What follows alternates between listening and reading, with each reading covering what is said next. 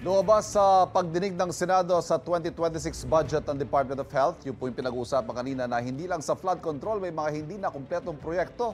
Batay po sa impormasyong nakuha ninyo, magkano po yung halaga ng mga health center projects na hindi natapos? Nakakagulat, no, Ivan, dahil sa pagdinig namin ng budget ng Department of Health, merong 11 billion pesos na mga projects. Sari-sari na ito, may health centers, may rural health units, may mga ospital na hindi natapos. At ito ay ipinatayo ng DPWH at sa iba't ibang dahilan na rin, no?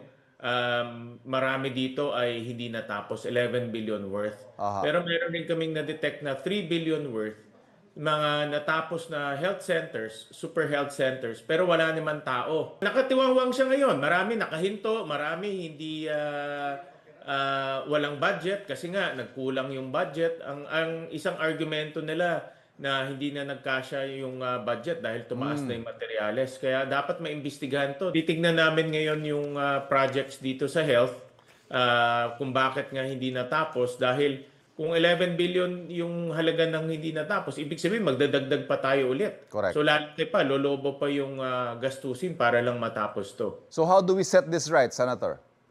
Dalawang bagay, no? So unang-una, dapat tapusin itong mga proyektong to dahil sayang yung 11 billion. Pangalawa, iimbestigahan rin kung merong kasalanan ng contractor. For example, marami kasi doon na may mga dahilan rin na inabandon na ng contractor, ayaw nang gawin.